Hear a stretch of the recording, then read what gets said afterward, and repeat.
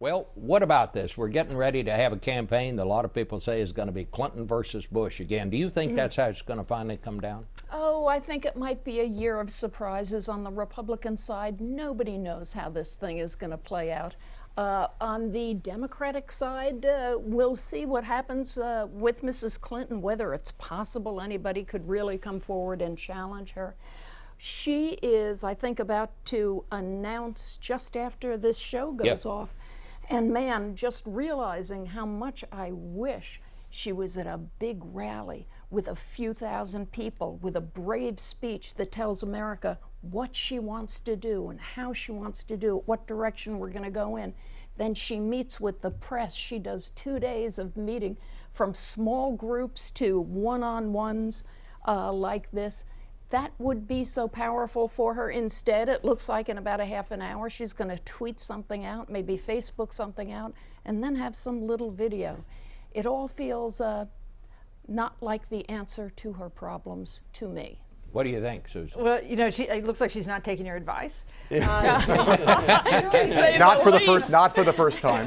Clearly, Hillary Clinton doesn't need to do a big rally in order to get our attention, right? We do nothing but pay attention to Hillary Clinton. But I think you're exactly right that she needs to explain why she's running. What's her vision? What is it that where does she want to take the country? And look at one of the big challenges she's going to have in that Jeb Bush clip, where he referred to the Obama-Clinton foreign policy. The degree to which she gets tied to every negative thing about the Obama administration is going to be a big issue for her, and we're going to have to see how she manages it. I hope she ends up doing the press things you talk about, and I hope she ends up talking in a big way about what it is, where she thinks this country should go in the future. I think that is the key. She has got to keep the campaign looking forward. She's got to keep people looking out of the window at the front of the house, because the back door, that's where I think all this email thing has hurt her. I don't know if she committed a felony or not.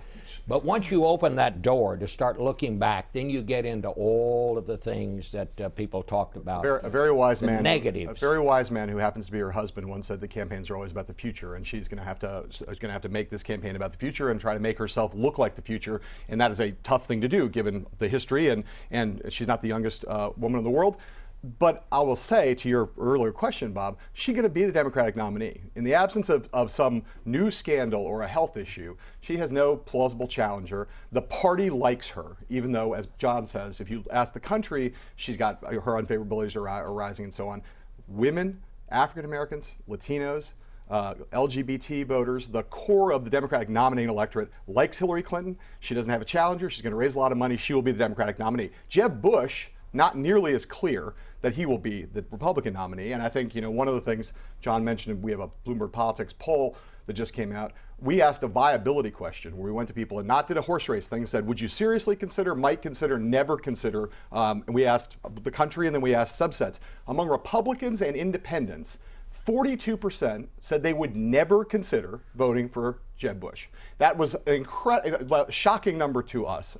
Doesn't mean he won't be the nominee, but that is that's a ceiling on his support. That's a large number of people in the Republican electorate who are just they're done with him. They do not want a Bush on the ticket. They don't. Let me just ask David and bring him in on this. The whole top of this broadcast, we were talking about this where this deal with the Iranians is right now. Do you see this as impacting on the campaign? Oh, I think without question it's an issue that will overlie the campaign. It's the most important foreign policy issue of the day, the most important diplomatic negotiation, I would say, of the last few decades. Hillary Clinton's been very careful in what she said, but the truth is this whole initiative, engagement, began when she was Secretary of State. And so in a sense, she's going to need to take ownership of the process, if not necessarily the result.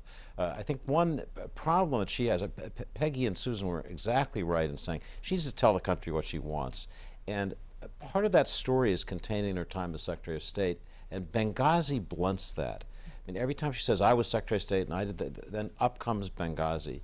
There are many areas that she listed in her memoir where she disagreed with President Obama, and she's going to have to make those clear. Egypt, Russia, Syria, so key areas of policy. So, but I do think she's going to have to take foreign policy on Iran and everything else and make it a key issue for her as a former Secretary of State. Where do you